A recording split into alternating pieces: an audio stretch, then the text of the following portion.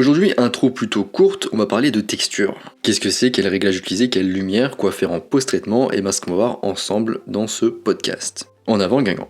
Avant de commencer, je vous rappelle que sur mon site photomaniac.fr, vous pouvez accéder à ma formation gratuite sur les bases de la photographie. Alors qu'est-ce que la texture en photographie?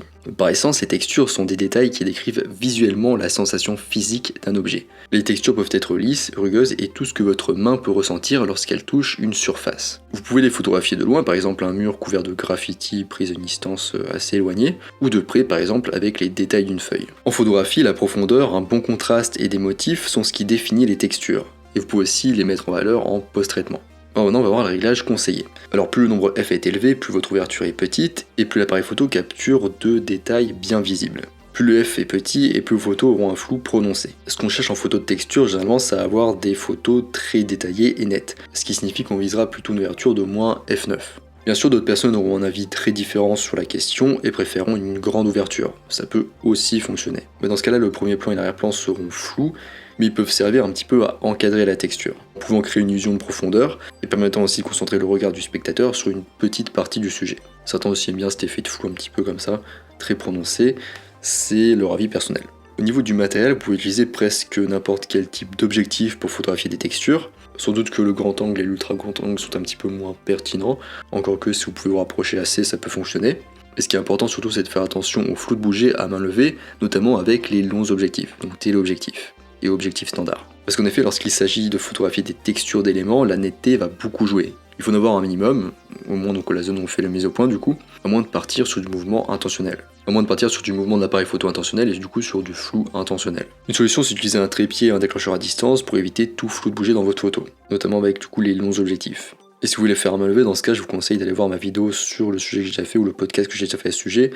Et si vous voulez faire absolument à main levée, dans ce cas, je vous conseille d'aller voir ma vidéo sur quel temps de pause choisir à main levée que j'ai déjà faite, ou encore le podcast aussi sur le même sujet. Sur 24x36, c'est la distance focale inversée, donc si vous avez un 50 mm, c'est un 50e de seconde au plus long, et sur APS-C, si vous avez un 50 mm par exemple, vous faites x2 pour être bien sécurisé, et donc ça fait un centième de seconde au plus long. Au niveau du boîtier, un boîtier avec un capteur 24x36 va capturer plus de détails, donc si vous avez la possibilité, c'est mieux d'avoir du coup un 24x36 pour la photo de texture. Alors maintenant, comment trouver de belles photos de texture? Alors ce qui est bien, c'est qu'en fait, vous pouvez trouver des textures presque partout. Plus vous serez attentif aux détails, plus vous découvrirez de possibilités créatives. Allez par exemple vous promener dans votre parc préféré et dresser une liste mentale des textures qui vous frappent. Il peut s'agir de surfaces comme les murs de briques ou les écorces d'arbres ou encore de la peinture écaillée. Si vous avez envie de partir léger, vous pouvez simplement utiliser votre smartphone pour faire du repérage et capturer les meilleurs endroits pour une future séance photo. Vous pouvez également rechercher des textures tout simplement à la maison. Bureau, papier peint et drap de lit sont quelques exemples de belles photos de textures possibles en intérieur. Les plages, les brocantes, les puciers, les antiquaires, les bibliothèques ou les rues de la ville regorgent également de superbes textures. Alors maintenant, comment utiliser la lumière pour donner de la profondeur à vos textures? Alors même la plus belle des textures peut paraître inintéressante sous un mauvais éclairage. La lumière directe, c'est-à-dire la lumière de midi sans nuage, peut ajouter beaucoup trop de contraste à votre photo. Et la lumière douce du soir ou du matin peut ne pas faire ressortir assez les textures. Donc essayez de trouver un juste milieu entre ces deux extrêmes. En plus de ça, l'aspect des textures change au fil de la journée, et c'est ce qui rend la lumière naturelle si imprévisible et amusante pour vos photos de texture. On a aussi l'orientation de la lumière qui est importante. Une orientation frontale, donc avec une source de lumière qui est positionnée face au sujet, aura plutôt tendance à lisser la texture. Il faut plutôt chercher une lumière qui arrive sur le côté, donc de manière latérale, ou entre l'orientation latérale et frontale. Vous pouvez aussi essayer de travailler avec une seule source de lumière artificielle, donc chez vous tranquillement, et éventuellement avec un fond en fonction du sujet. Ce qui est bien lorsque vous éclairez vous-même vos sujets, c'est que vous avez beaucoup plus le contrôle, qu'il n'y a pas de surprise. Vous avez plus de temps pour expérimenter les angles de la lumière, le contraste et l'intensité. Je finirai avec rapidement quelques mots sur le post-traitement. Donc il y a pas mal d'outils en post-traitement qui vous serviront à mettre en valeur votre texture.